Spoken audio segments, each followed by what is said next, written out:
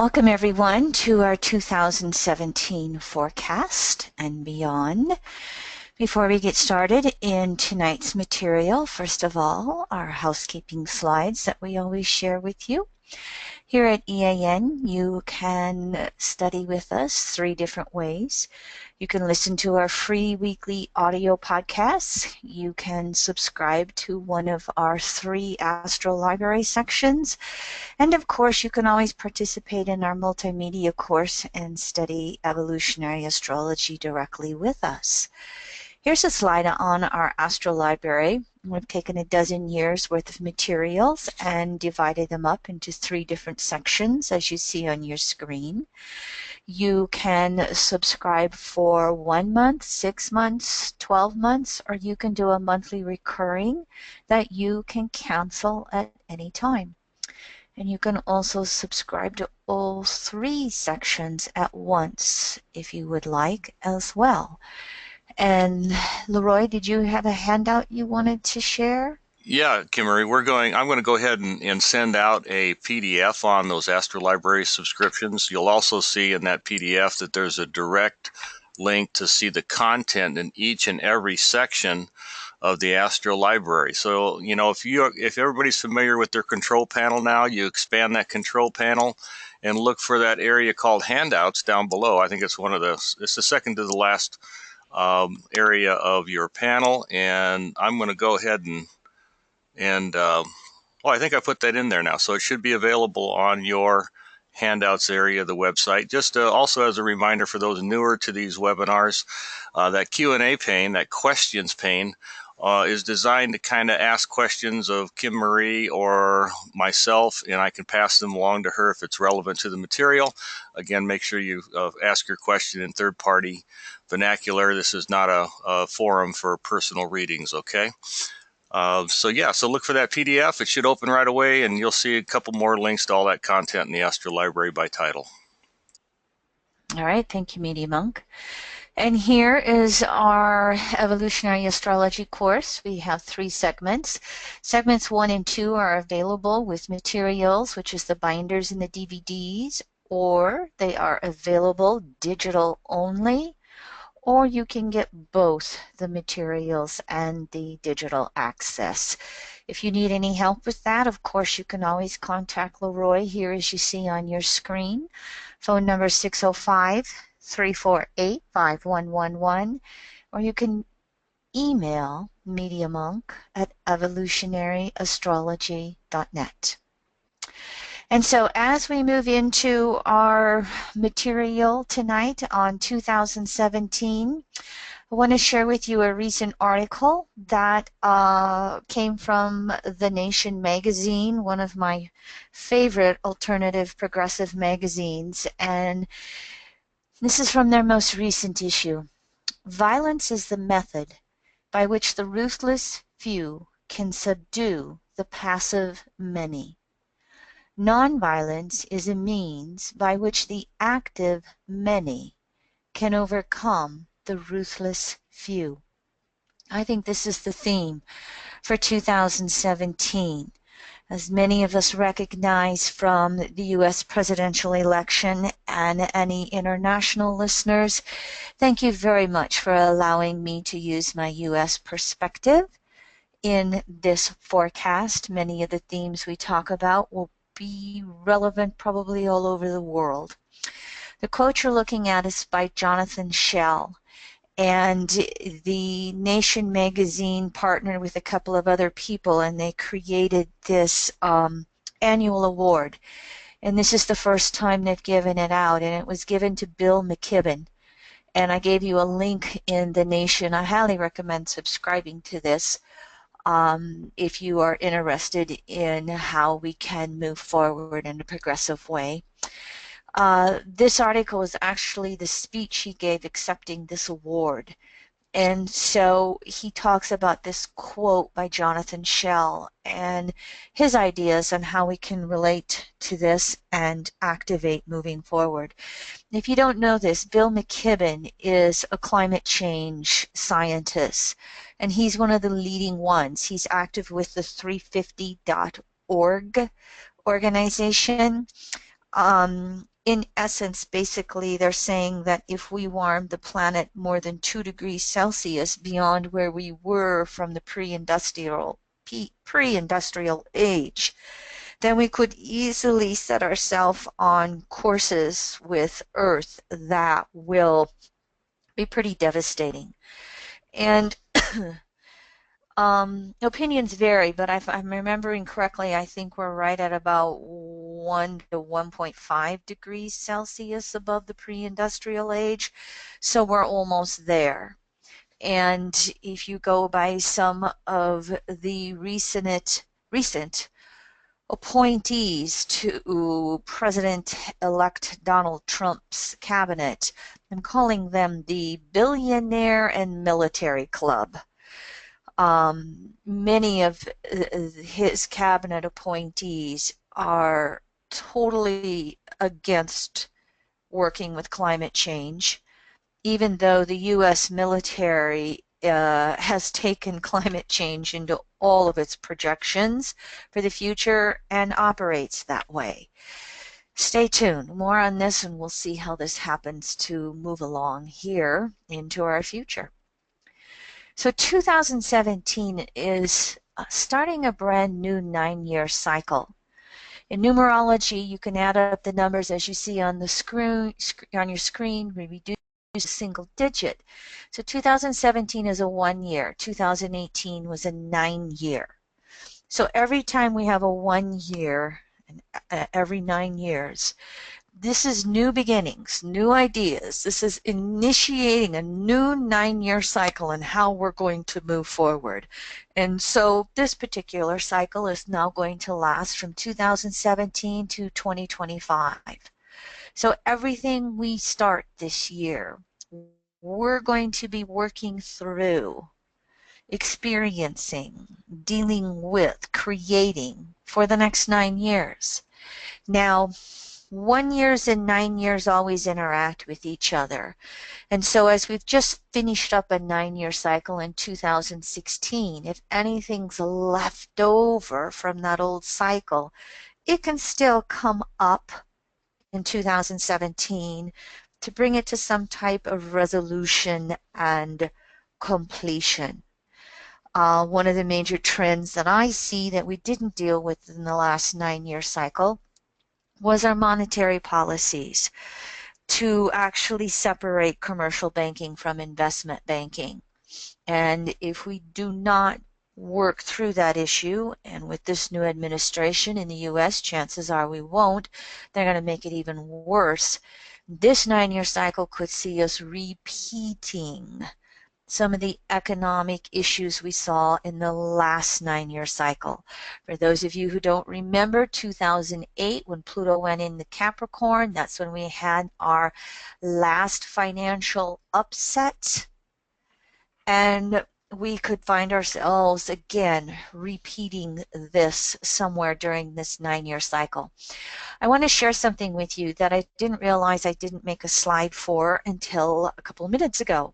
So I'm going to share this verbally, and if you have pen and paper, you may want to write this down. In the U.S. here, with the November elections, we now have a Republican in the administrative house as president, and we have Republicans in control of both chambers of Congress, the Senate and the House of Representatives. Since 1901, we have had Republicans in charge of the presidency and Congress 3 times. We've had the Democrats in charge of the presidency and Congress 16 times. All 3 times that the Republicans controlled these 2 branches of the U.S. government have been followed with stock market downturns on major levels. To give you an example, Republicans controlled the presidency and Congress from 1901 to 1910. And the panic of 2010-11 saw the stock market decrease 26%. Of course, we had some Uranus-Pluto oppositions in there in 1902. We had 11 Uranus-Neptune oppositions in there as well from 1906 to 1910. That's some of the astrology for you. The next time Republicans controlled both the presidency and Congress was 1921 to 1930. And of course, we all know that 1929 ushered in the Great Depression, when the stock market actually decreased 89%. 89%. And of course, many of you are familiar with the fact that the 1930s saw Uranus-Pluto squares, 5 of them. The third time that the Republicans had control of both the presidency and both chambers of Congress was 2003 to 2006 with George Bush. We all know, again, 2008 brought in what we called the Great Recession, and the stock market decreased by half, 53% in 2008. And of course, mainly we know that one from Pluto moving into Capricorn in 2008. So stay tuned. If history is any indication, depending upon how long the Republicans control Congress, we may set ourselves up for this again, especially if we do not change some of our monetary policies. And so we're going to see all kinds of things initiated this year in 2017, and activism is going to be the word, especially for those who are on the progressive or inclusive side of everything, because the, again, appointees to President-elect Trump's administration and the Republican control of both chambers, we're going to see them trying to regress progressive efforts back as far as they can, be it taking away a woman's right to abortion, be it privatizing a lot of our public utilities, you name it. Every issue is going to be regressed to whatever degree they can. Basically, I see this as the last gasp of the white nationality or ethnicity, recognizing that it is turning into the minority as we go forward. So it's going to be very important in 2017 that we have the courage to be a group of one wherever necessary, and to be out there in front, leading our way forward into the future, however we best perceive this to be the way to go forward. It's going to happen locally, regionally, statewide, nationally. Here's the ingress chart for January 1st. Many times astrologers will draw this up to see what trends are for the coming year in a general way. Obviously, the biggest thing that we're going to see is the Uranus squares to Pluto are still active. And now it's going to be joined by Jupiter and Libra oppositions to Uranus, last quarter squares to Pluto. The other thing that we have going on, though, on January 1st is an exact Mars-Neptune conjunction here. Now, I've always called Mars-Neptune honesty in action. Either we're going to have the utmost of spiritual ethics and truth, Neptune, in action, Mars, or we're going to have deception to the max. We're going to say one thing while we do the other. We're going to pull the wool over someone's eyes. We will see both of these trends happening all over the world with this conjunction right here. And of course, it's pretty close yet to the South Node in Pisces, which is new phase, these two planets. So can we break away from any sense of victimization? Can we find our spiritual inspiration, reconnecting and co-creating with source energy. Reach for this every time that you are confused. What would you have me know, source? What would you have me do, source? That is the essence of this conjunction right here. Now, this spiritual, or excuse me, Cardinal T-Square, last year was that spiritual T-Square. I'll talk more about this, but some of the major trends for 2017.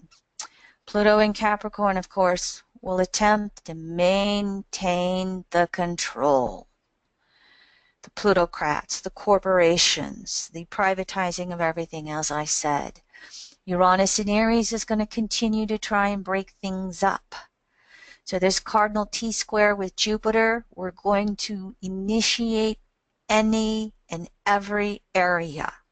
Whatever you can think of, whether it is economics or climate change or our refugee crises or gender relationships, you know, or men and women receiving equal pay. It doesn't matter what your issue is. Everything is undergoing death and rebirth right now.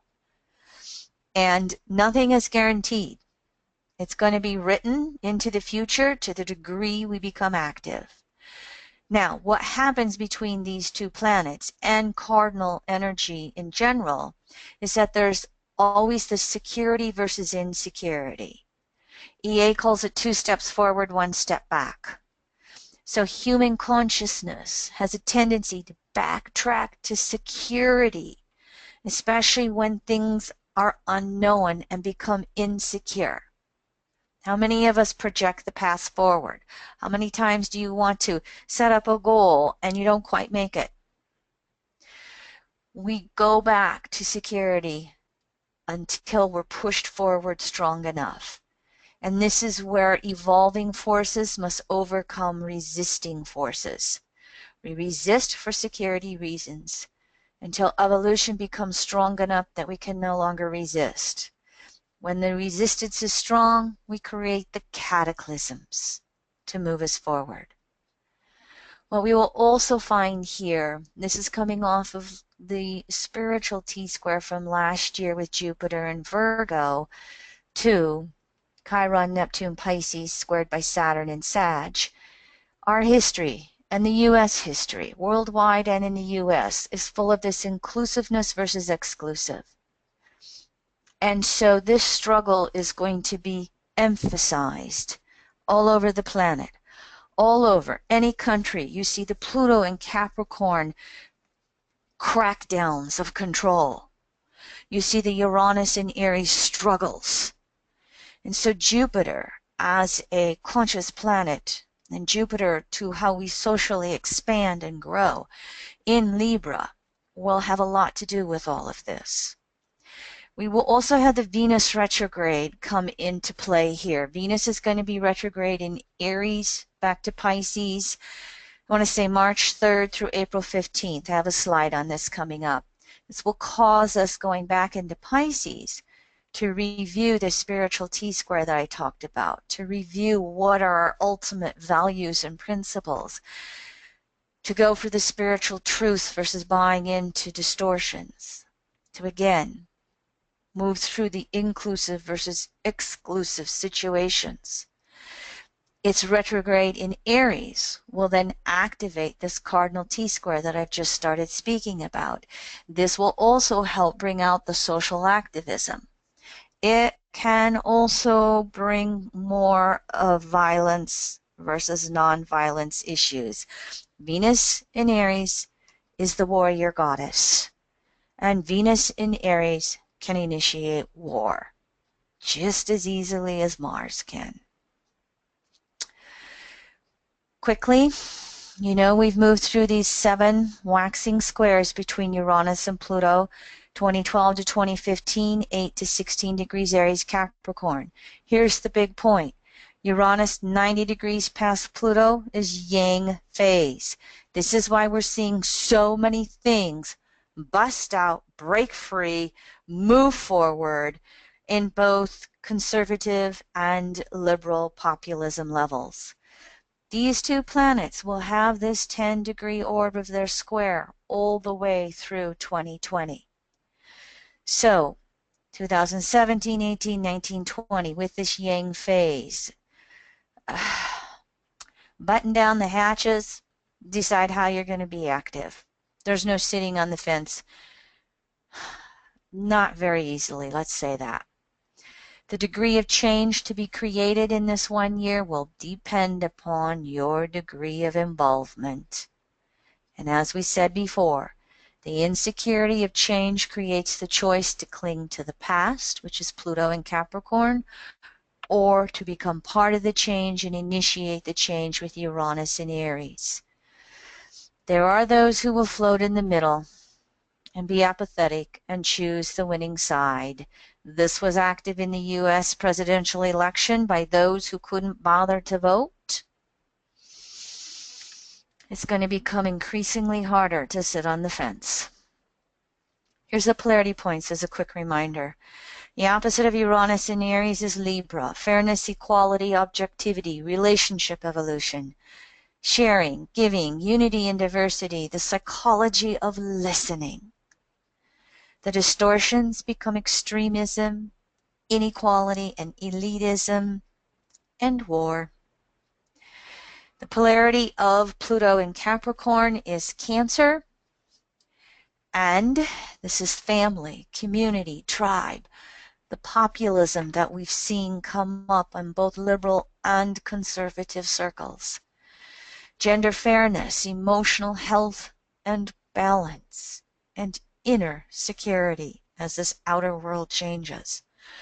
Distortions, exclusion, racism, have versus, have nots, emotional upsets and disturbances. You can just know by looking at your headlines over the last couple of years that we've seen a lot of these distortions going on. How well can we be active towards this Uranus polarity in Libra and the Pluto polarity in Cancer? These are the themes we're working with no matter what the issues are. Here is, I just picked March 15th because Jupiter retrograde will have an opposition to Uranus in March and a square to Pluto in March as well. So here's the actual dates, including Jupiter's last conjunction to Pluto, December 2011 at 28 Sag. And its last conjunctions to Uranus, 2010 to 2011, 3 of them between 27 Pisces and 0 degrees Aries. Anybody remember Arab Spring coming along in that time period? Remember Occupy Wall Street coming along in that time period? Here's the continuing themes around that. So here we are in the midst of the first squares and oppositions with Uranus. You see dates and degrees on your screen here. So you can see active for a good year, almost lining up with the calendar year. Here's the 3 Jupiter last quarter squares to Pluto. All kinds of structures that no longer make sense or work as in the past. And again, this creates that insecurity of change.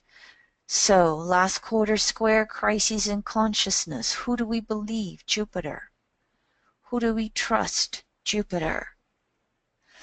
Are we going to coalesce into our little groups who are just like us? Or are we going to make an effort to speak to those who are different than us and actually have conversations with them? I will admit that I went through this myself after the election. I remember telling Leroy, as we do our daily walks around our neighborhood, if I run into anybody who votes for Trump, I can't even talk to them. I will bust out and explode. I don't want to see him. I don't want to connect with him. I don't want to have anything to do with him. Hopefully, as I have been working to do, many of you are figuring out your equilibrium again. And you're deciding that we've got to strike up conversations with those that are different than us. We have to be part of the education process to understand what's going on broader, deeper levels. We have to share truth as best as we realize it. This is this crisis in consciousness, evolving our Jupiter and Libra relationships versus Pluto and Capricorn wanting to have all the power and control and all the power grabs that are going to go on by the plutocrats and the corporatism. The degree to which Jupiter in Libra can educate others. Jupiter is education, higher education. We've got to have that Libra psychology of listening. We've got to make that effort to speak in a language or words, Jupiter, that others can understand. There will come a time, and I suspect either the summer of 2017 or the summer of 2018, there will be a public recognition by the conservative populist of recognizing that Donald Trump isn't going to drain the swamp. He's flooding it.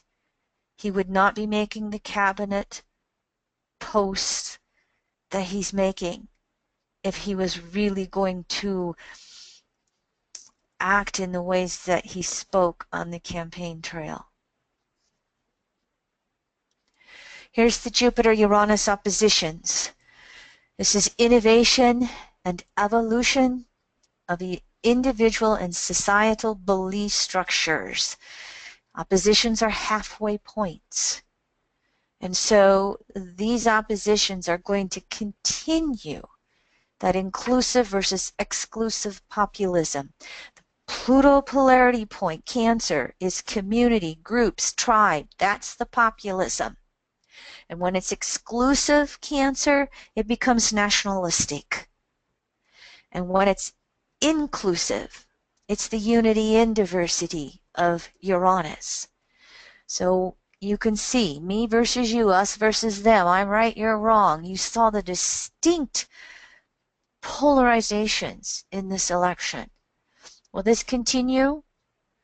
Or to what degree will we see new coalitions and compromises as people speak up for saving the environment, as they speak up for progressive, alternative energy technologies versus digging more carbon out of the ground?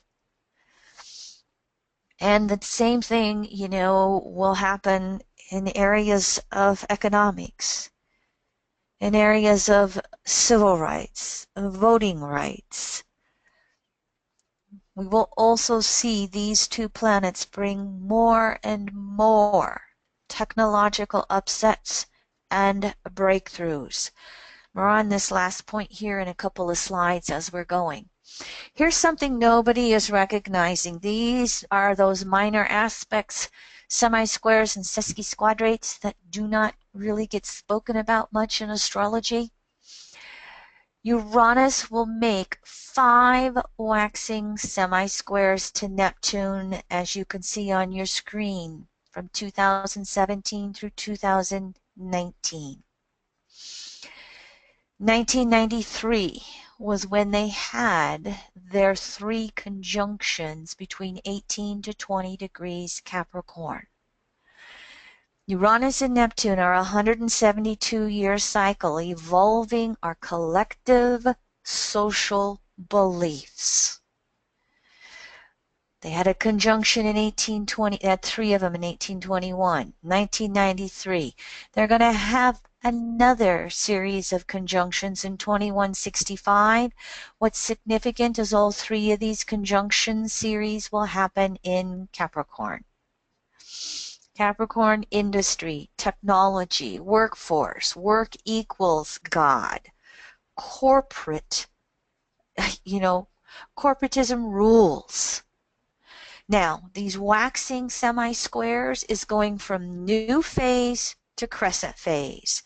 Uranus is 1/8 of the circle away from Neptune. When we move into that yin phase, the key word for crescent yin phase is to struggle. We have got to hold the manifestation of all the new things that have come through.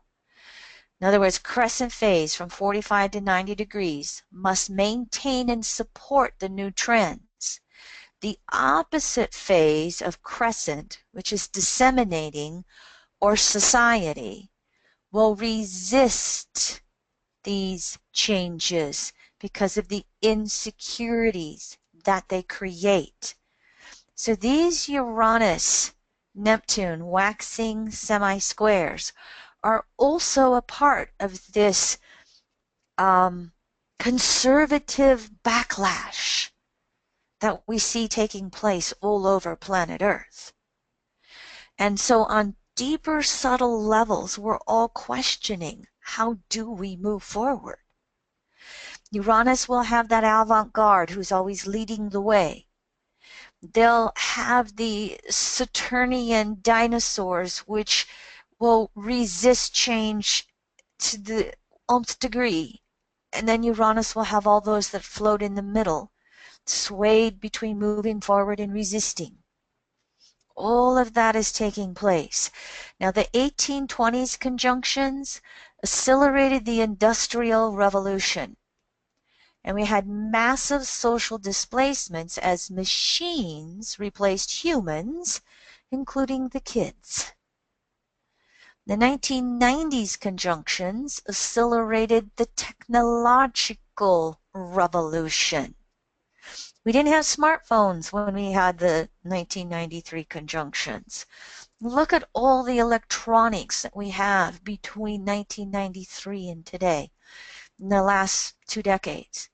Now we're having massive social displacements as robots replace humans. The U.S. alone has lost 5 million manufacturing jobs since 2000, and yet we create something like 2 to 3 times as many goods as we did in 2000. So we're creating more and more with less and less humans. We are also going to see multinational companies move workforces to the most profitable countries. In other words, they're going to keep moving things to where there is cheaper labor until there is enough of the masses that organize and say no more. So what we have happening then here is the fact that it doesn't matter who's president, the U.S. is not going to be able to stop the manufacturing jobs moving outside the country. You can take corporate taxes down to 0. It's still not going to replace the inexpensiveness of Chinese creating iPhones. And by the way, Apple is pretty damn good at not paying any taxes anyway, regardless of what the tax rate is.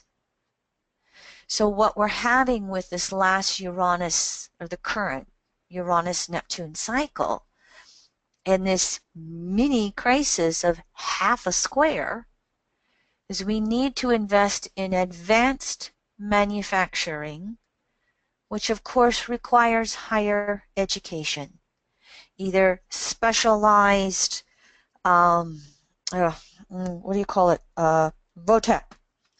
Either specialized vocational educations or the college degrees. We also need to invest in service industries that require human communications and interactions. We need to invest in our evolution as humans, because we'll never compete with the machines and the robots. And of course, we have this need to invest in our crumbling infrastructure, not just in the US, but everywhere. So again, the workforce with these Uranus-Neptune conjunctions in Capricorn and now this semi-square, the workforce is globalizing. Multinational companies owe no allegiances to any country except their pocketbook. In regards to the infrastructure investments, it's private versus public. And if you're paying attention or following U.S. Consensus medias, the direction that President-elect Trump is going is private funding. And when we have that, we have the profits to the 1%. And they're looking at selling off public assets and utilities so that private investors can receive a return on their investment. They're not going to replace the roads and, crumbling buildings unless they make money. And the only way to do that is, again, selling off private assets, or public assets and utilities. And therefore, the profits mean, for instance, more toll roads, higher public utility costs. If we privatize them, gas, electricity, water, to replace all the, crumbling pipes in cities with Flint, Michigan, and the water systems here, we're looking at paying this off the backs of the public. Look at how we've been privatizing prisons and schools, and the people that Trump's putting in his cabinet want to continue this. And so the bottom line is going to shareholders and the 1% versus really acting and helping the public. I just do not see Trump's administration doing the opposite of this, which I'll show you next. So this will create disruption. It will create more inequality between haves and have-nots until enough of us stand up and say, you are not going to do this. They're wanting to privatize Medicare. Their repeal and replace of Obamacare in the United States is something to the effect of tax credits. We got to make enough money before you can get credit on your taxes, or savings accounts. You have to make enough money before you can have anything in savings that can be deducted off your taxes because of medical expenses. The tidbits that I read so far, again, if you're in the lower class or middle class, it's not going to work for you. But if you're part of the upper middle class and the upper class, you're going to receive a lot of benefits. Stay tuned. All this is going to unfold over the next 1 to 2 years, 1 to 4 years. We'll see how it goes as the masses, the public, recognizes this. The other way for infrastructure investments, of course, is one of my heroines, Ellen Brown, in her book, The Public Banking Solution. This is where we have public funding of infrastructure. And this is where the profits are returned to the 99%. So governments either generate or create the funds, just like the banks, to invest in the infrastructure, creating jobs.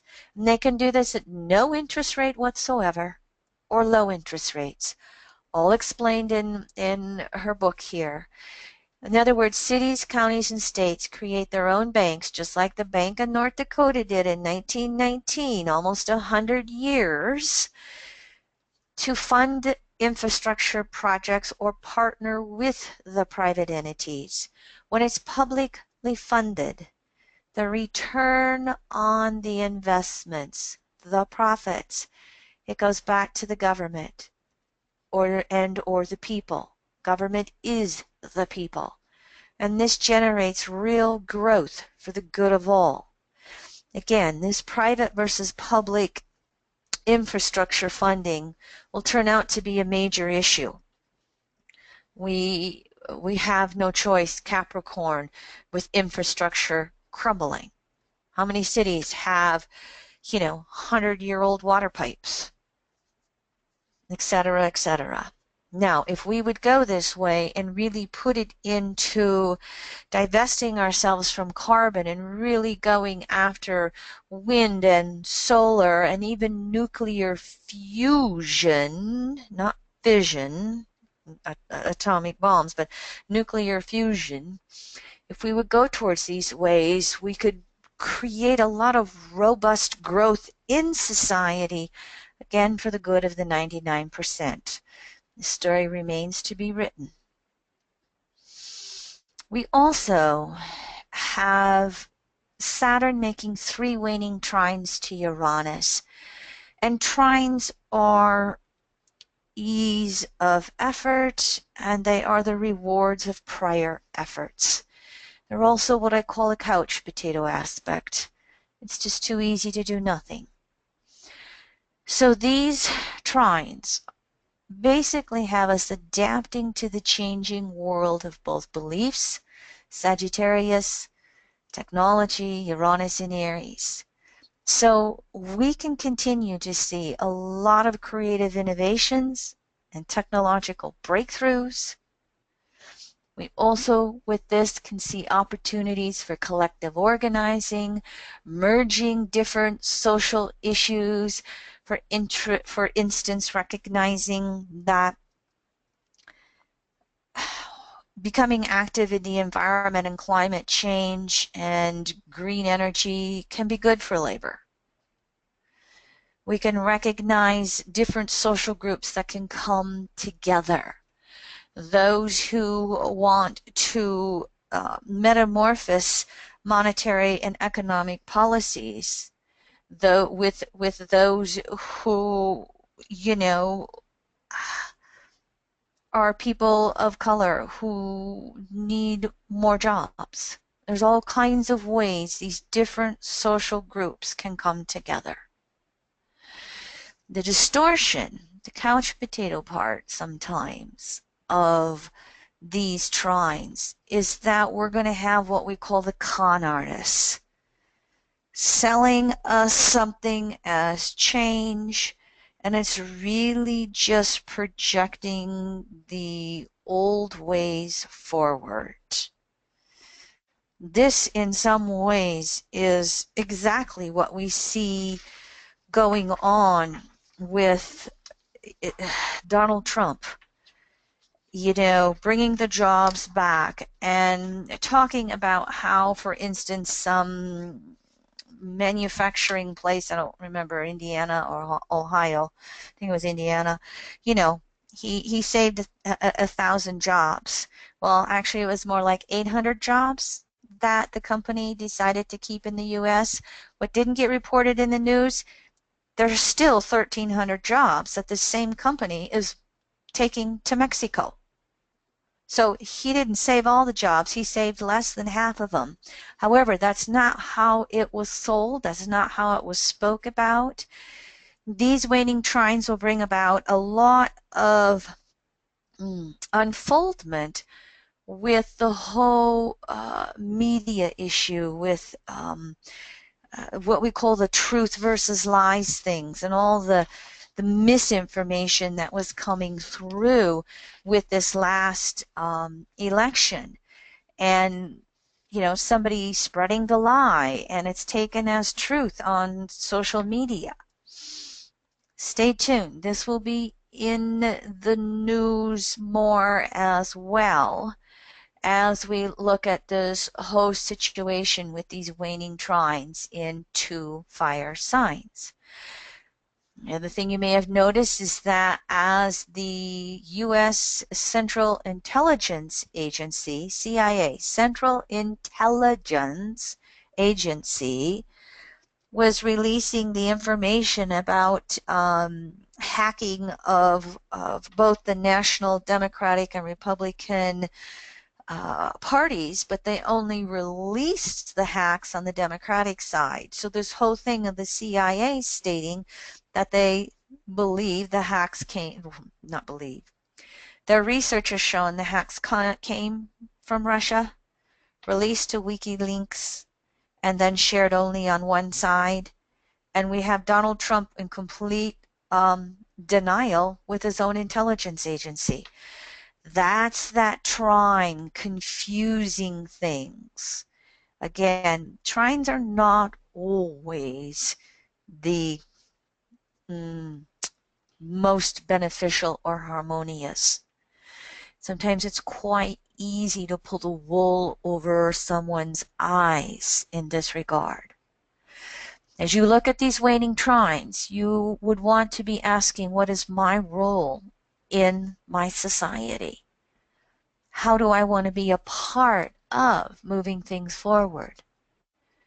You may also see individual and collective rewards for any prior efforts.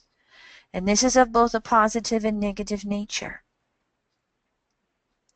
There also is an ease of effort to move things forward, as I said, to organize around how we want to see things move forward. I repeat this quote: "Nonviolence is a means by which the active many can overcome the ruthless few." One of the things that Bill McKibben said in this article that I showed you at the beginning was that it doesn't happen with legislation first. It happens with the masses recognizing something to such a degree that then the legislation follows through. Just look at this in regards to cannabis and the fact that we have, 7 states in the U.S. have legalized recreational marijuana. I don't remember how many, 30 states have medical marijuana. I don't remember that amount for sure. But you see the shift coming socially, and then the legislation follows. The same thing with gay marriage. There's been such a shift of that in regards to the public that then the legislation followed through, this time in the U.S. in the form of the Supreme Court. Now, that's not true globally. There are other countries that are cracking down on this. Stay tuned.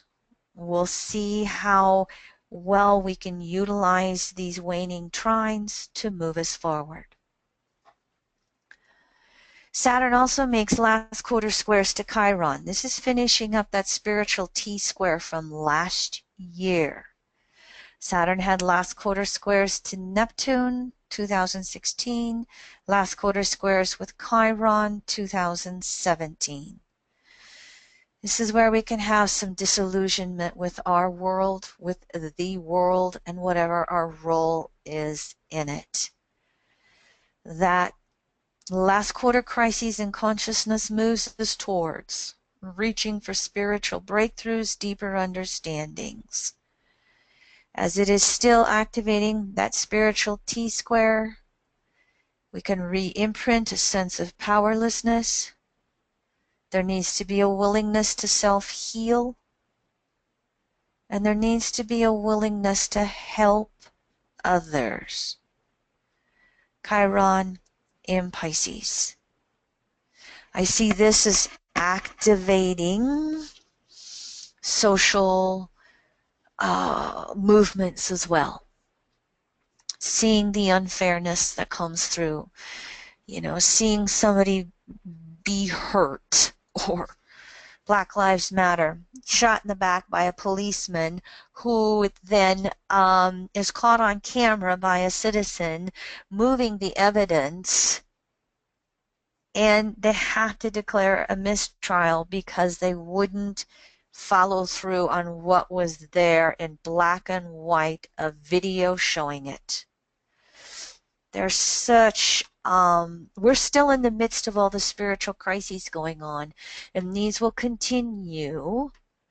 Chiron will be in Pisces through 2017. It moves into Aries 2018.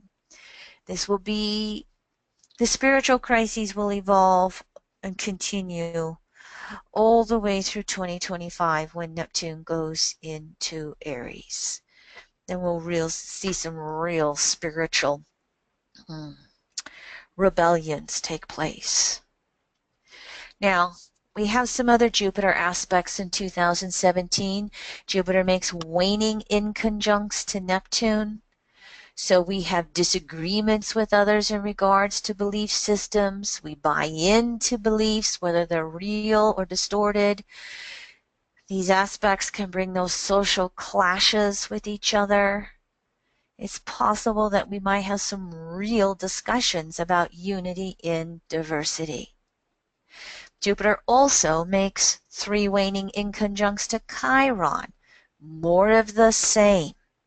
These inconjuncts to both Neptune and Chiron they're just they blend together. Cultures and nations fighting for ourselves first versus pooling resources together versus finding that common ground.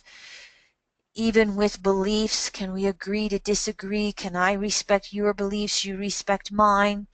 Can we understand that in the broadest terms, we're all there together? So, social groups, learning to get along. We'll see. Time will tell. Now, those are the major aspects with the outer planets that we have taking place. And if you didn't notice this, as Jupiter makes those oppositions to Uranus, Jupiter and Saturn are now in the second half of the cycles to Jupiter and Saturn are now in their second half of their cycles to Chiron, Uranus, Neptune, and Pluto. So in the second half of cycles, the building is over. So now what are the results of what we created? Or in that second half, what have we created that no longer works? And of course, you see that astrologers are already starting to speak to the year 2020. Saturn in January, 1 conjunction to Pluto, 23 degrees Capricorn. Jupiter, 3 conjunctions to Pluto, between 22 to 25 degrees Capricorn. The south nodes of Jupiter, Saturn, and Pluto are in Capricorn. These conjunctions are going to take place on the south nodes of Saturn and Pluto. This is going back and dealing with all of the patriarchal distortions that we have created on planet Earth. Jupiter will then, at the end of 2020, have 1 conjunction to Saturn, 0 degrees Aquarius. So will the corporatism, the plutocrats, the haves versus have-nots of Capricorn win out? Or will these conjunctions liberate us? Time will tell. Again, story remains to be written. But the degree to which you are active is the degree to which you will be a part of changing these conjunctions. You know, astrologers were saying before the election, as many felt Hillary would win, but however, regardless, because of all these conjunctions going on in 2020, many astrologers have felt whoever gets elected will be a one-term president. Not only these conjunctions, but transiting Pluto in Capricorn, moving balsamic to the U.S. natal Pluto in Capricorn. It's just crumbling. It's having to review all of these old structures we've created that do not match up to how we are evolving as humans. So between these conjunctions, and again, the Pluto balsamic Pluto, I still feel that this is true. I'm sorry, I could not see Donald Trump lasting 4 years. I just don't see how someone of his temperament will make it that long.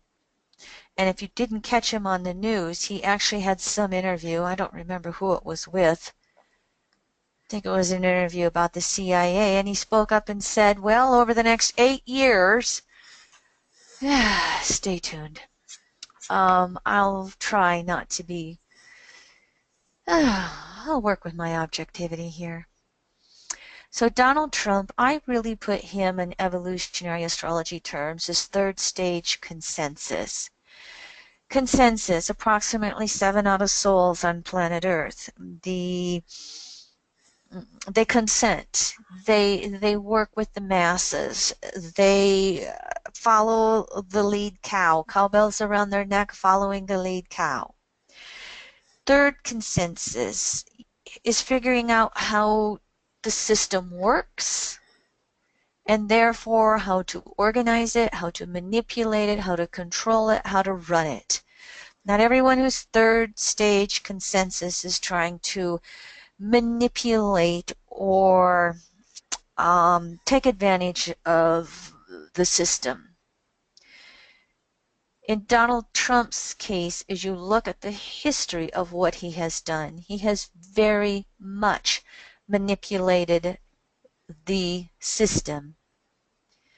Business, government, workers, you name it, and manipulated it for his own personal gain. He has a foundation that takes other people's money and spends it. Nobody knows how much he's given to charity. There are many assumptions that probably very little if you look at what you can see of records with his charity.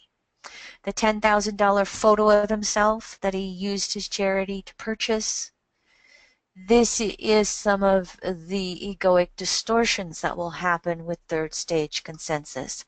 I'll show you his chart in a minute, but I just wanted to point out a couple things. 12th house Plutos, they are the actors of the zodiac.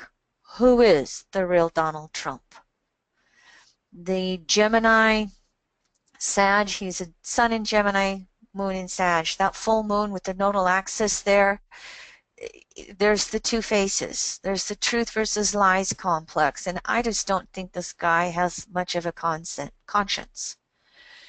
He has a 30-degree Leo rising. The ascendant or rising is that instinctive need to be recognized and acknowledged, Leo. It is the risk taker and the gambler, as we've seen him do. Now, his chart has a lot of synastry with the U.S. chart. The big question is how long before the conservative public realizes that they were given a sales job. So this inner circle is Donald Trump's chart. For those of you who don't have it, June 14th, 1946, 10:54 a.m., Queens, New York. Here's the rising extrapolated out. The house cusps are Donald Trump's. The outer wheel is the U.S. July 4th chart for 2:13 a.m. You can see Donald Trump's rising 2955 Leo. Tail end here. This is that, again, as I said, that just the Leo rising bigger and broader and better than everybody else. But look at some of the synastry that's going on. The U.S.'s North Node, which is the evolution of the public and public sentiment, smack dab on is Pluto. We believed him. There are those that believed him. I'm not going to say. Then there are those that South Node in Aquarius opposing that Pluto were the opposite. Can you not recognize who this guy is? Can you not put a little objectivity into him? The U.S. Mercury is smack dab on his Saturn. The U.S. Jupiter Sun is on his Mercury. The U.S. chart with Uranus shares Uranus in Gemini. But the one that I really, really felt, this is all that nationalism that he spoke to, and the racism that he spoke to, and the misogyny that he would speak to, in the abuse of women and not treating them with respect and honesty. You know, this is believing what you want to believe. taking his words. His north node with the U.S. Mars. I'll show you the opposite chart with the U.S. on the inner wheel. But here's the one that really stuck out at me. The U.S. Neptune is square his nodes. Here is the deception that he was able to get away with regardless of what he said. The absolute outright lies.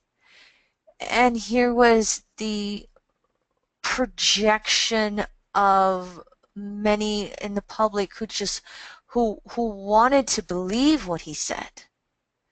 This one is going to play out over the next few years quite interestingly.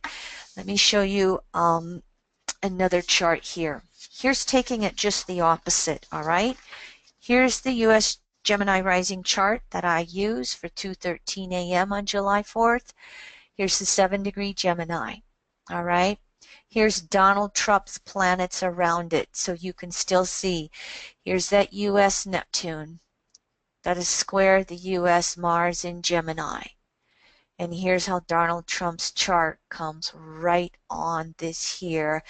And again, that saying whatever he wants to say, and the public just taking it for truth and gospel. Now, what becomes interesting here is, remember, Donald Trump's planets right here, and square this U.S. Neptune. Here is this Gemini rising chart with the ingress chart. And this is what I want to move into next, is the aspects that are taking place in the U.S. chart over this next year. Basically pointing out to you here that Uranus in Aries is squaring the U.S. Mercury 2016, and it will now square the U.S. Pluto 2017. Transiting Saturn in Sag is going to oppose this Mars, in the U.S. chart, and it's going to square this Neptune. This means Saturn in Sag is going to go over Trump's moon in Sag, and it's going to go over his south node in Sag. So will lies be exposed? Stay tuned. Time will tell when public and or the media is Sag Gemini. Gemini facts, Sag truth. So the disinformation, the false news on media, websites and social media. Stay tuned. Saturn in Sag hasn't had the last of this yet. But here's where Uranus is squaring that U.S. Mercury in Cancer. All right. And Mercury in Cancer in the U.S. chart, let me go back one moment for you here. Mercury opposes the U.S. Pluto no matter which chart you use on July 4th.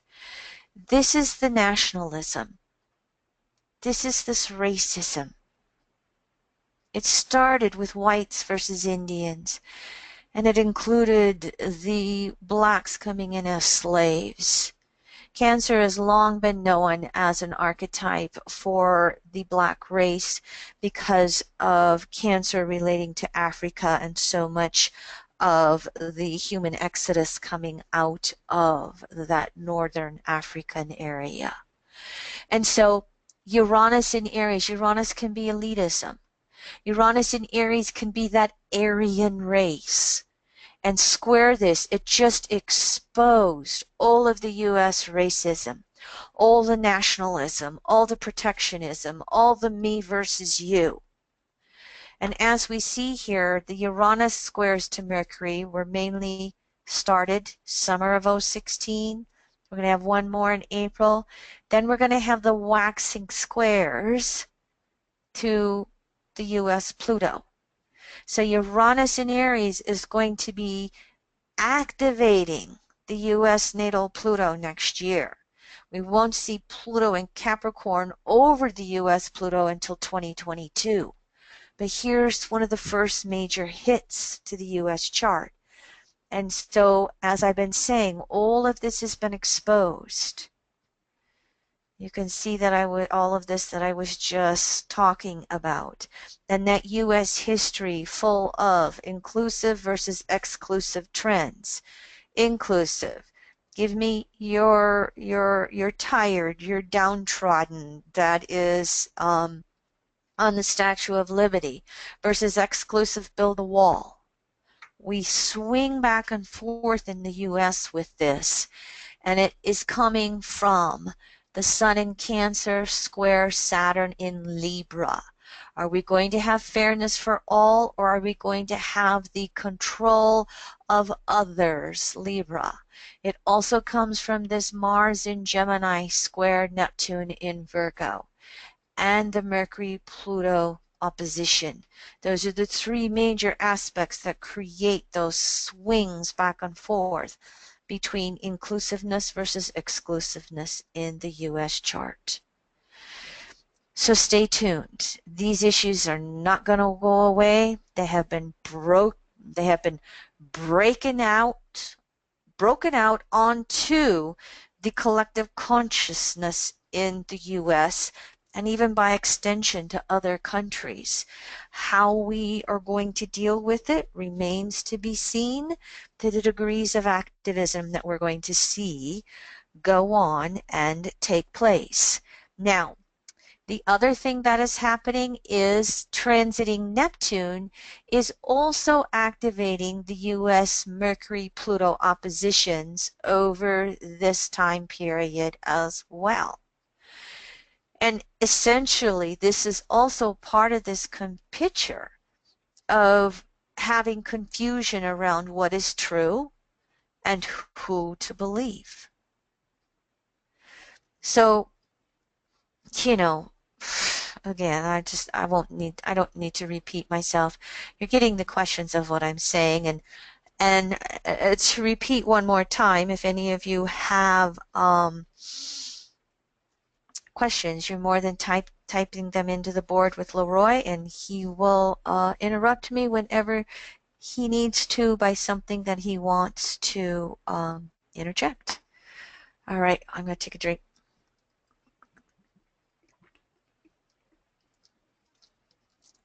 Maybe it's a good time, Kim, for for us to invite all of our participants tonight to the free Mercury retrograde in Capricorn webinar we have scheduled for Monday night, December 19th, 6 to 8 p.m. You can get the registration link directly on our forecasting webinars page of the website. Go to www.evolutionaryastrology.net. Look for that forecasts menu on the homepage. Drop it down to free astrology podcast. Or excuse me, I said forecasting webinars. So go to webinars. Drop that down to forecasting webinars. And first in the stack there will be the Mercury retrograde in Capricorn free registration link to the live event on Monday night, December 19th, 6 to 8 p.m. Mountain Time. So that's something that you're welcome to kind of copy and paste into an email, send out to your list. It's a free public webinar. So we're paying it forward here in December from the Evolutionary Astrology Network. So feel free to share that with friends, colleagues, and family. So thank you for joining us. Mm-hmm. And I will say that this Mercury retrograde has a bunch of aspects. This upcoming Mercury retrograde in Capricorn Sag has a bunch of aspects to Venus and Mars. So it's going to involve relationships, and it's going to set the stage for the Venus retrograde that's coming up this spring in Aries, Pisces. So Neptune is waxing semi-squares to Pluto. So how do we see the soul of our nation moving forward? And Mercury is waning sesquisquadrates to Mercury, waning square and a half. And so where's the truth and what do I believe? And so if we fall into the Neptune and Pisces distortion, we fall into all the racist, misogynistic comments that have been made in this election. And if we are more of the Neptune in Pisces inclusiveness, natural laws on the broadest level, we are deeply, deeply troubled, and this is what these aspects are showing. So this has a lot to do with where is the soul of our country and how is it going to move forward as Uranus exposes all this stuff into the collective consciousness.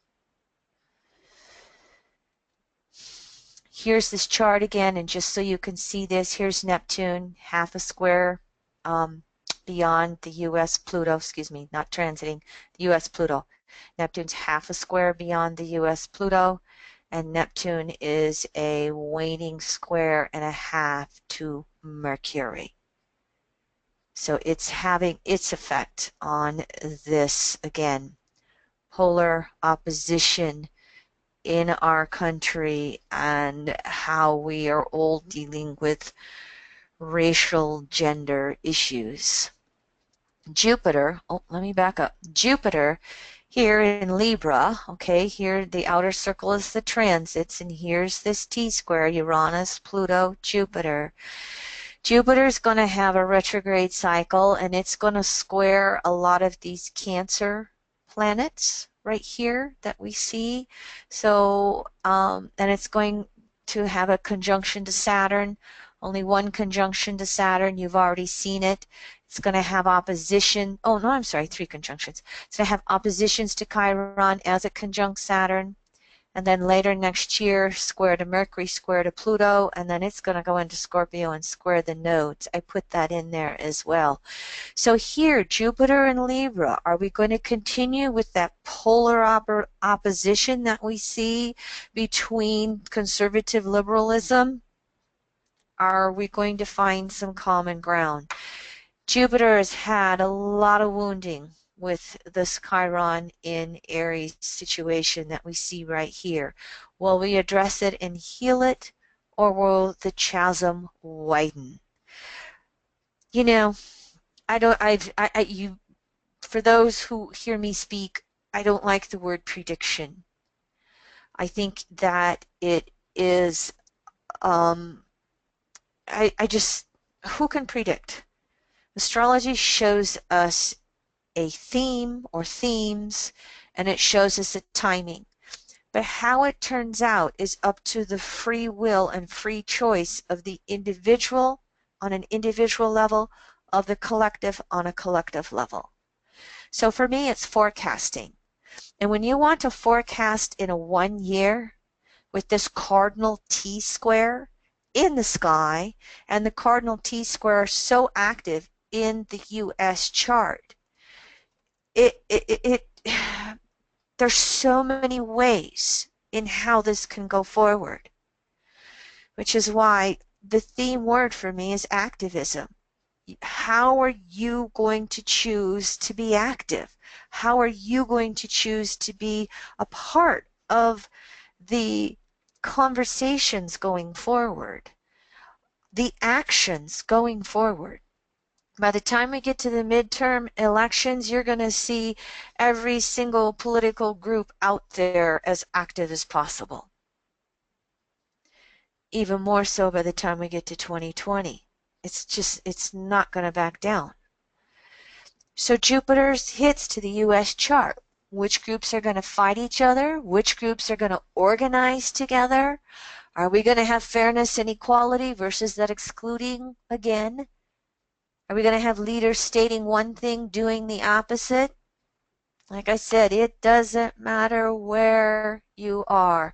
If you live in the U.S., every single issue you can think of is going to be busting out, breaking free. Some will move forward and progress. Some will move backwards and regress. And who wins the tug-of-war, inclusive versus exclusive, is something that only time's going to be able to tell.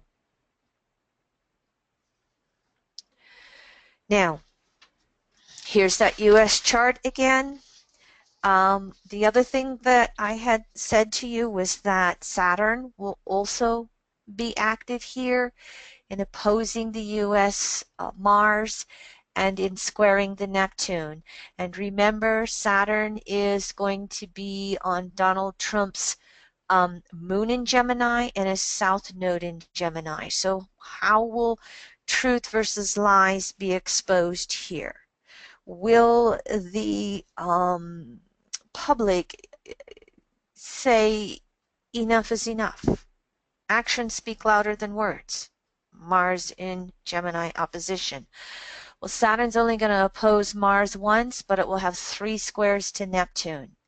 Now, Robert Gover, the late astrologer, in his book Time and Money, researched that the stock market crashes have historically taken place when outer planets activate the U.S. Mars-Neptune square. And so, let's back up here. Here's Saturn, as we're seeing, activating this.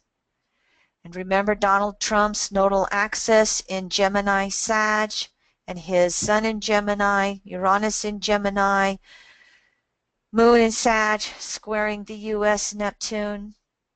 Stay tuned. It could be an interesting ride in regards to the stock market and financial trends of what is going on.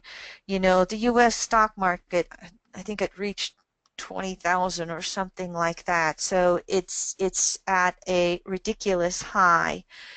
And there are those, the gentleman who did the research on how Republican control of 2 branches of the U.S. government has always created these falls as well. You know, they're saying that the stock market is so, Leroy's going to know words better than me here, it's so overvalued that it's not sustainable.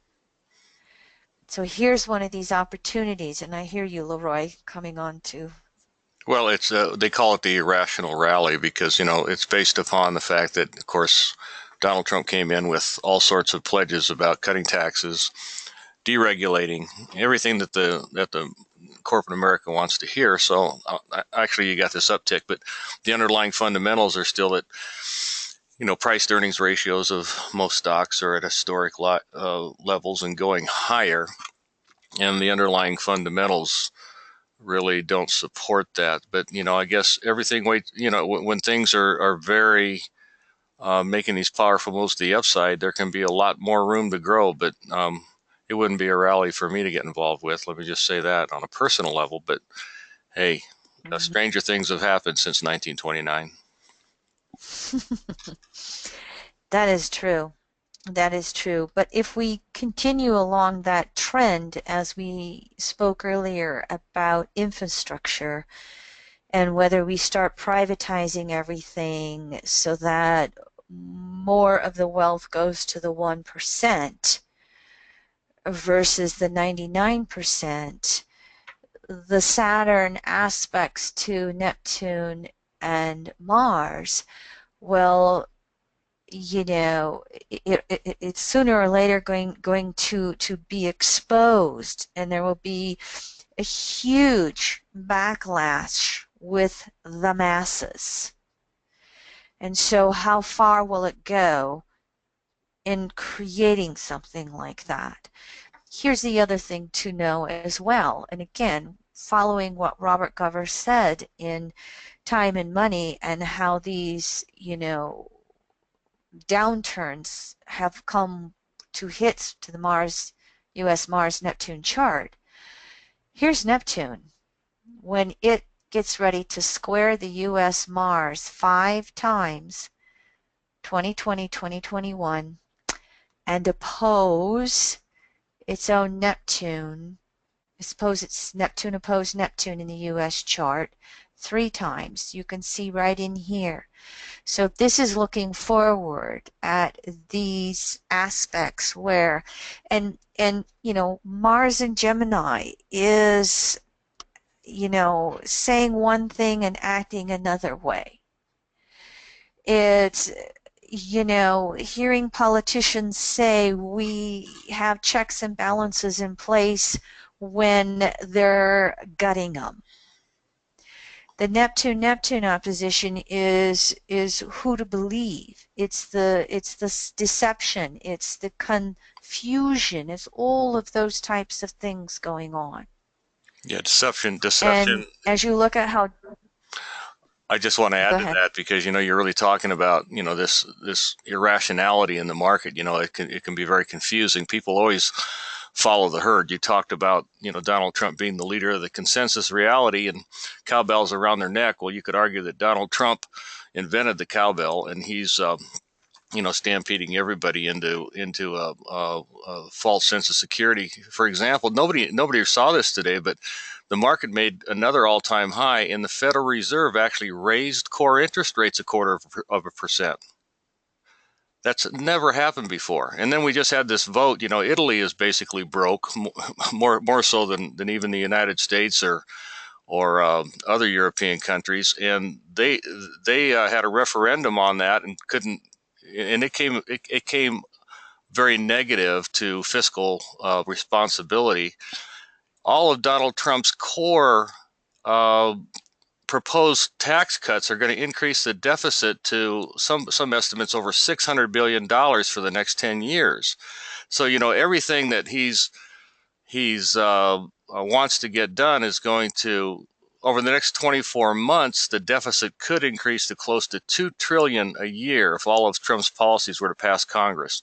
Thank God we do have a separation of powers, between the legislative and the executive branch. So there's so many incongruencies going on, and the market can be very emotional. And I would suggest to you that under a full moon tonight that we are in an emotional phase of market run up. So it is irrational and has a lot to do with that Mars-Neptune square in the U.S. chart. We can hoodwink ourselves into feeling, invincible. Mm-hmm.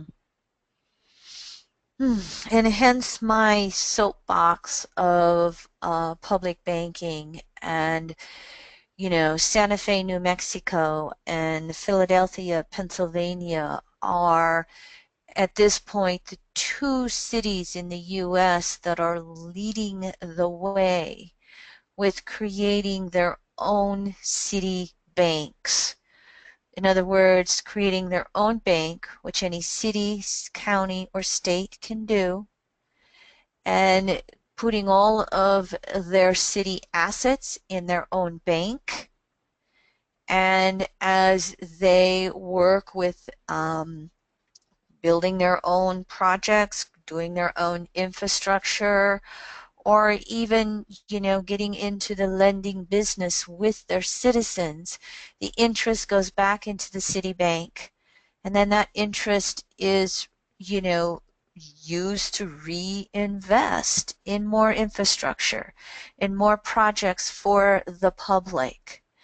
Just like we've seen the gay marriage trend move towards the legalization of it in the United States, just like we've seen the mass uprisings in cannabis lead to medical marijuana and now the legalization of that, sooner or later, I do believe that we're going to see this trend towards changing our banking and moving towards that public banking by cities, counties, and states, because then we're not at the mercy of any Pied Pipers selling us a false bill of goods. And we don't have to see our pension funds, get kiboshed when the market goes down.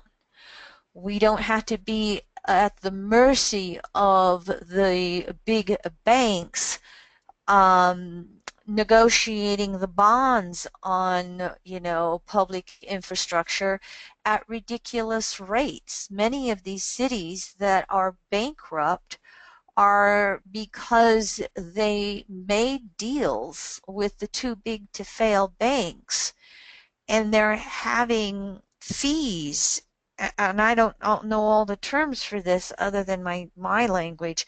They're getting raped by all the fees and etc. that they owe back to these big banks. So whatever you can do, if you're in the US, it's excuse me, if you live in the United States, it's publicbankinginstitute.org. If you really want to be proactive, and I don't care what your issue is, as I say, whether it's climate change or racial equality or economic equality, everything comes back to our pocketbook, Pluto and Capricorn. And so the best way to be active is in your area, your city, your county, your state. Where is the public banking movement in your area, and how can you be a part of it? Because that's the way to really create sound economic and monetary policies, so that we're not, again, at the vulnerability to these billionaires that have no idea how to live paycheck to paycheck. Yeah, in the meantime, as you're doing your research on public banking, you can certainly benefit, and it makes more fiscal sense, in my opinion, with all the over leverage in the financial system today, and the shadow banking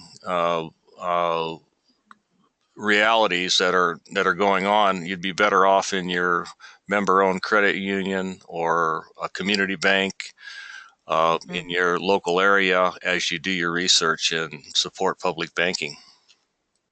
Mm-hmm. Thank you. Exactly. Yes, yes. Agree with that. So the Venus retrograde is March 4th through April 15th.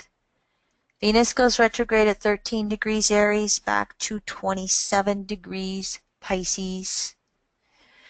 And of course, the interior conjunction when Venus is retrograde is March 25th at about 5 degrees Aries. Venus retrograde is always a review of our essential needs, our values. It's a review of self-reliance. It's a review of relationships. When we have these Venus retrogrades in Aries, which is ruled by Mars, as I said before, it's the warrior goddess. It's aggressive femininity. It's selfishness versus fairness. And it has this figuring out how we want to act, Aries, on whatever is most important in our world. And so this Venus retrograde is going to activate that T-square in the sky of Jupiter, Libra, Uranus, Aries, Pluto, Capricorn. I think that this Venus retrograde is going to have a lot to do with activating socialism, or with initiating social activism, because we will be moving through those first 6 months of a Trump presidency, and we will start to see how Trump and Congress are going to act together as the Republican-controlled Congress tries to privatize things. Will Trump stand up for the 99%? Will he remember or abide by some of his activism? The possibility could be there. Congress and Trump are going to act upon checks and balances with each other. Or if he goes with those he's electing into his cabinet so far, they're going to gut everything on a progressive level. And the question is how much and how far can they get it done? And so we're going to get the inklings of that with this Venus retrograde. And I'll do a specific Venus retrograde class. I only put one slide in here just to talk about it in principle. But as I said, we're going to start to get the inklings of exactly how things are going to move forward in this 1 year of 2017. And the retrograde review for Venus is going to be the public kind of waking up and fighting to one degree or another, depending upon exactly what the issues are that move out there to the surface front and center. Mercury retrogrades, as you can see here, they are listed for you, and Leroy already said we always do free Mercury retrograde classes. Mercury in 2017 will be in fire and earth signs 2/3 of the year. Fire signs 4.5 months, earth signs 4 months. Mercury in fire signs stirs up the communications and the arguments. It can make us very defensive about our beliefs. It can also have us reviewing the larger picture, reviewing how we want to creatively move forward. So as Mercury has its retrograde in the fire signs, and as you can see here, it ends up going direct in the fire signs, and then a year from now, completely in fire signs. And then 2018, most of the retrogrades will be in fire, and then they will move back to water. Earth signs, this is where we could get consumed with the physical, with resources. This is where, you know, how Mercury rules computers and cars and smartphones and, you know, your physical devices that you communicate and move about with. Mercury retrogrades in Earth sign emphasize these equipment breakdowns or communication slowdowns. It requires us to take time to listen and process and to be very methodical about how we look at life's issues. So in general, fire signs are going to stir it up, and we'll probably argue. Earth signs are going to say, wait a minute, let's get down to what's important and practical. Again, we'll look at each of these in detail as we move into these Mercury retrograde classes throughout the year here.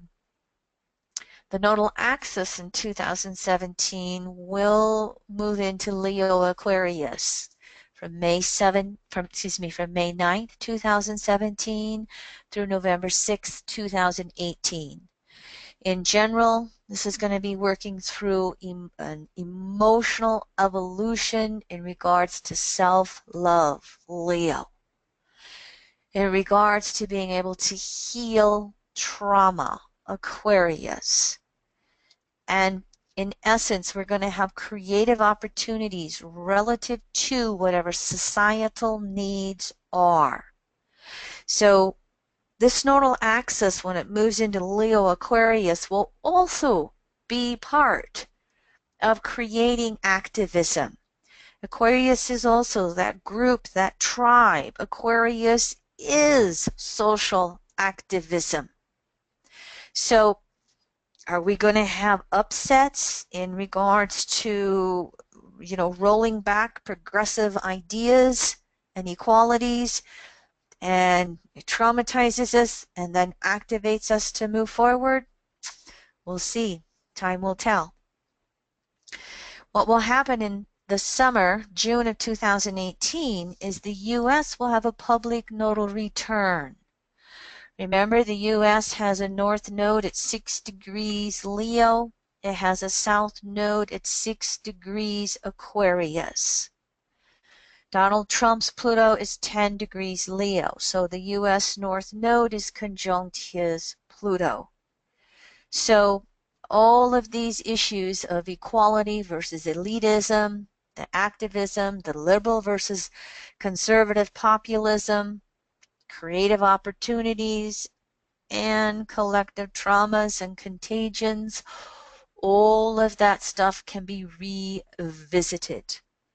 So as we have those transiting nodes create a nodal return to the US chart summer of 2018, I feel that that's going to really play into the US midterm elections. And will there be a wake up with the public on a collective emotional level that, basically they've been conned. The 99% got sold out to the 1%. Trends look to go that way. And to the degree that we activate ourselves, we will see it a little different. Stay tuned. We'll see how this plays out. And whether or not populist Donald, shows up and we've all fallen in love with him because of the changes he's made, or we all have fallen in hate with him because of the con job. Stay tuned. Either way, somebody's going to be getting quite heated and moving. And as we move through the eclipses in Leo Aquarius, almost every single eclipse in Leo Aquarius activates Donald Trump's chart.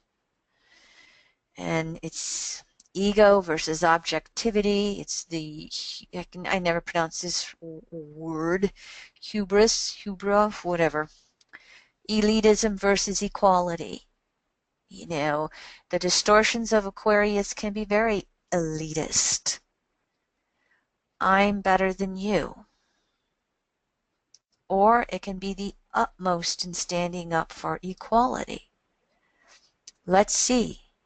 The theme, one of the other themes about Donald Trump, and this is this Gemini Sag in his chart, and that is the fact that he has a tendency to be swayed by whoever had the last conversation with him. Literally, in the public media. So, to have it show up to that degree, it just is saying what so many of us can recognize already. Now, here's the South Node eclipses early next year. Lunar eclipse, 22 Aquarius Leo on his moon. Solar eclipse Pisces, I really didn't see that one as activated. Here's a lunar eclipse for you if you want to see how this is. The Earth is between the Sun and the Moon. Okay. And let me go back here. This penumbral lunar eclipse, that's where this is right here. So it's kind of outside the eclipse path. So there's a partial eclipse that you see in well, here's partial eclipse, excuse me. This is not the partial eclipse, it's just kind of it causes the moon to just kind of feel like it kind of fades and becomes gray rather than, it dulls it rather than being able to cut off part of the moon. And when you see a lunar eclipse, that's a partial lunar eclipse, it just looks like a crescent moon. The real big ones are the solar eclipses. And here we go. When we have, oops, I should say 17. When we see the North Node eclipses that are going to take place, we have a lunar eclipse, 15 degrees Leo Aquarius, Donald Trump's Pluto, August 7th. Here's the biggie next year, the total solar eclipse at 29 Leo, smack dab on Donald Trump's ascendant. Here is the states. This eclipse path will only be about 70 miles wide. Here's how we're looking at eclipses. Total solar eclipses when it's right in here and it makes some traveling path across the Earth. Here's how it does it next year. starting in Salem, Oregon, coming all the way down here and coming out the Carolinas.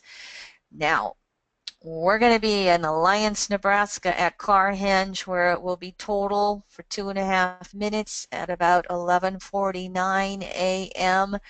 And that's going to be right in here for us in the Northern Plains.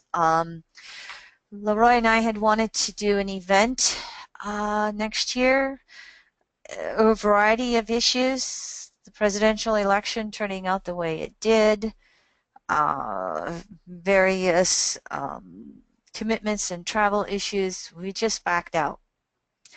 Costs a lot of money to put your credit card down on a hotel to organize something, and it just didn't work for us. Any of you who want to show up in the Black Hills, by all means, contact us. If we have a group, I've already got locals that are that we're all banding together. We're going to have a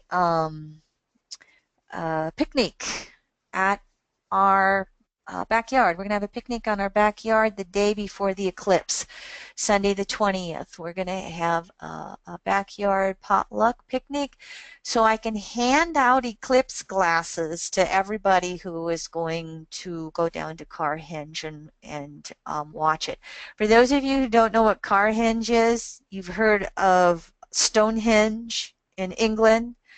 Somebody decided to take all these old cars, stand them on end, dig them into the ground, and put them in the exact formation as Stonehenge. Talk about your touristy gimmick, but hey, it's in the path of, it's exactly in the total solar eclipse path. So that's where we'll be gathering in regards to this. And so here again, go ahead, Leroy. Kind of a very westernized way of looking at Stonehenge, isn't it? You know, old Lincoln Continentals standing up on their on end by their trunk in the same pattern as the. I know. I've never been there. I've seen pictures of it because when I was researching the eclipse path. I mean, they're already planning a party at Stonehenge. Okay, Kim Marie, I have one participant here on the Q&A board that is very concerned with us not bringing up Eris-Uranus conjunction in Aries and its effect on the U.S. chart.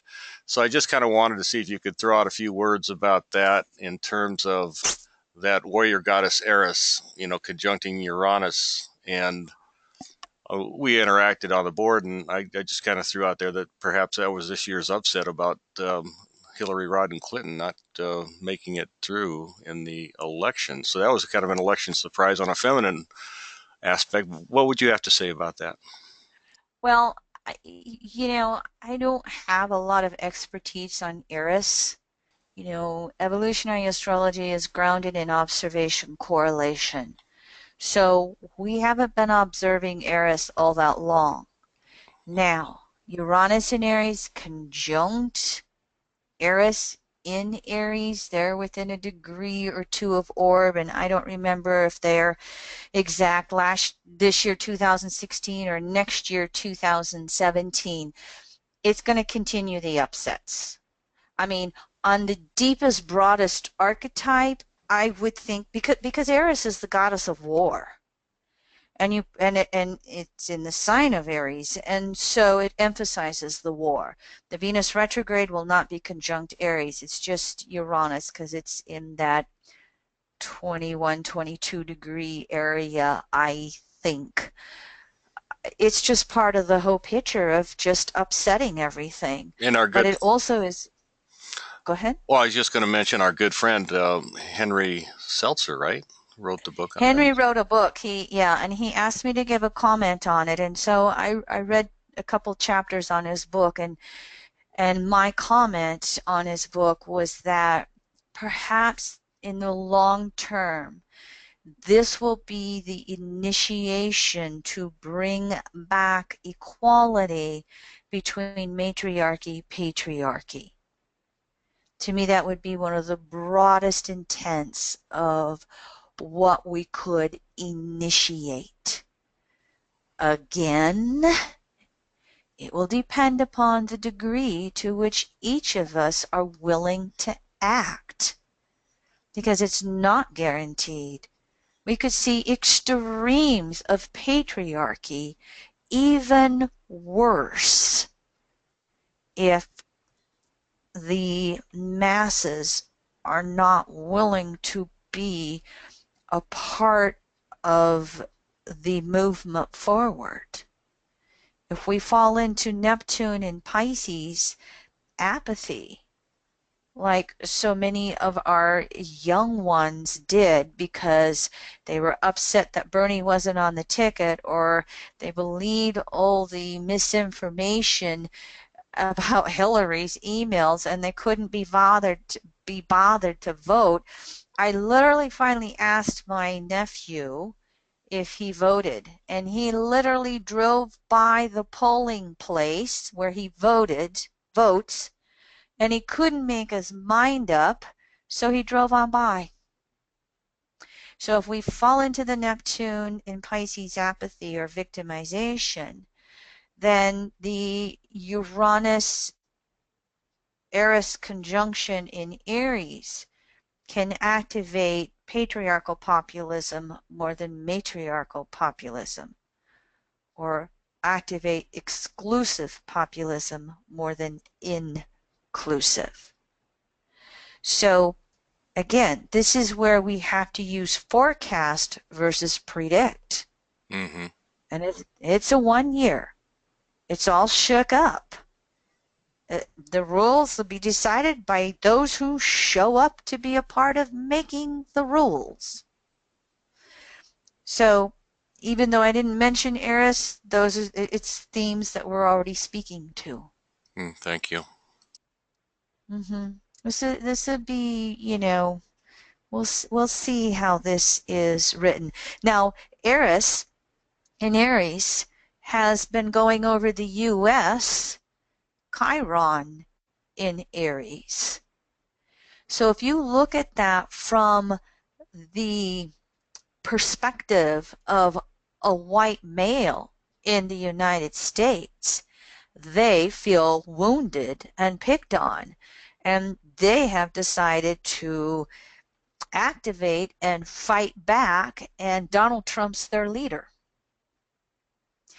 If you look at Eris in Aries on the U.S. Chiron in Aries from a more progressive perspective, we have just been absolutely traumatized from these election results.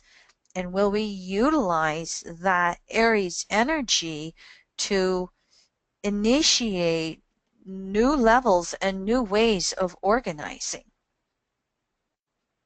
And that's why I just thought this picture and this quote is everything about 2017 and beyond and going forward.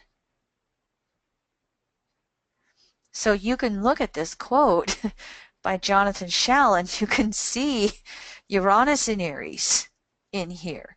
You can see Eris in Aries. You can see the Venus retrograde. You can see the, Uranus-Pluto squares. You can see Neptune in Pisces with the non-violence. You can see, so much of the planetary themes that are going by in, the essence of this. You can see the 1% and the 99% here.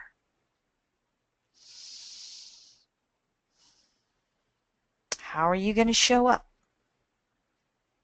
How are you going to be a part of the change this year and into the future?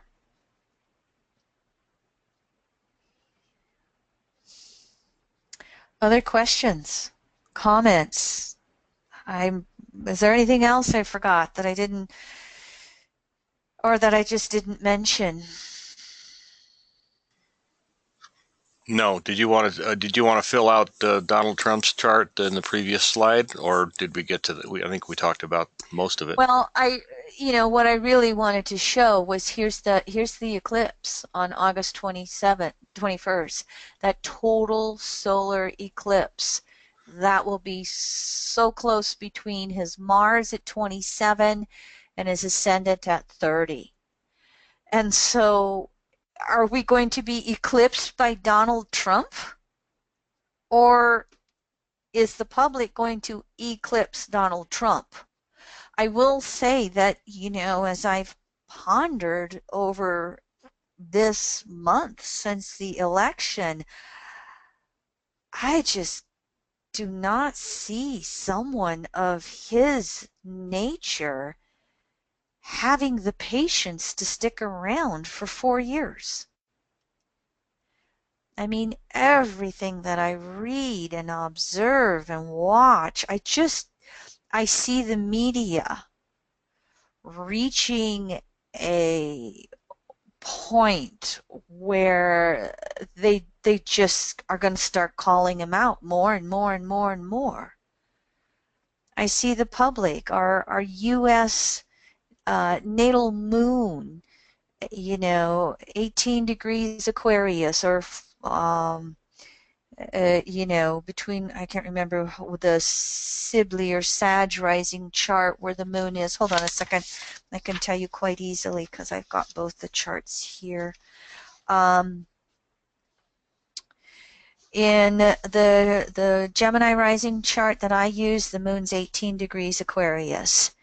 In the Sibley chart, which is the 5:10 p.m. Sag rising, the moon is 27 degrees Aquarius, which puts that eclipse exactly opposite the U.S. moon.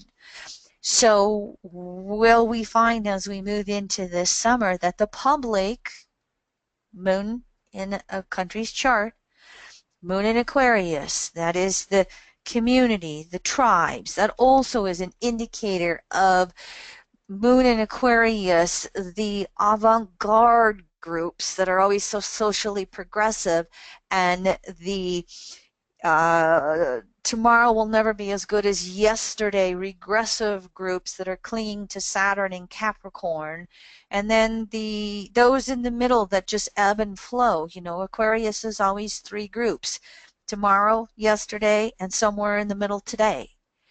All of those groups can be activated, and so where's that public sentiment going to go in regard to Donald Trump as the leader of our country? I Well, just sense that sooner or later everybody is just going to say enough. one thing for sure, it will not be the last word on that subject because, as you know, Star Lady, this 28-degree Leo is our 29 Leo, actually, for us, is our composite Pluto. So we'll probably have a few more things to say about that together as we approach 9 months from now in the summer of 2017. Oh, and I don't know that I see Donald Trump with the temperament to be held into the confines of what the role of the presidency demands. Yeah, he's going in and saying he's changing things and he's acting different, but when he actually gets in that position and that role, he's too used to being a CEO and being in charge of being able to say you're fired. He can't fire Congress. Yeah. He, Donald he in the can't make the Supreme Court vote the way he wants. And so I just can't see him in office 4 years. the White House can feel like a bubble, and with all this Leo, Donald in a bubble may not be a pretty thing, but we have to give the man a chance, and so we shall. I mean, he was fairly elected for all we know. I don't disagree with everything that he says. I may disagree with his means of doing what he says. We'll see. Are we going to have populist Donald show up and really, fight for masses and underdogs, or are we going to have elitist Donald show up and everything gets better for the 1% at the expense of the 99? The early signs indicate the latter. But that doesn't say that this Gemini Sag in his chart can't be the maverick and do something else. And I'm sorry, I'm a filter. I got my own filter. I'm not a strong fan of him. I just don't see honesty and integrity with this person. So, in my eyes, find the issues that are important to you and walk your talk. Other questions, comments? No, the board's quiet. Okay. All right. So instead of, going specifically predicting this is what's going to happen with health and wellness, or this is what's going to happen, with gender issues, or this is what's going to happen with taxes, you've got some themes and trends here. So you're all going to get the printout of these slides, so you'll have dates. And as you observe what actually happens as we move through this next year, month by month, then you're going to be able to take these trends and themes and see how they actually are going to turn out in this unpredictable initiating 1 year. I will say that Donald is the agent of change, breaking up things with Pluto, balsamic Pluto. But is he really going to break up corporatism? Is he really going to break up the haves and have-nots? I don't know. Time will tell. But this is my favorite theme for the year. Last slide, again, our free Mercury retrograde webinar is next Monday night. And I am planning to start working on the planetary pairs in public webinars. I just haven't set up dates yet. I don't like to do that in the shadow of a Mercury retrograde. So I have to get beyond that a little bit more. And then I'll stay tuned and I'll let you know, and I'll also set the date for the Venus retrograde class. So thank you, everyone. I hope that this has given you some broad trends and themes of how you can motivate yourself and others in seeing your desired changes in the year ahead. Good night.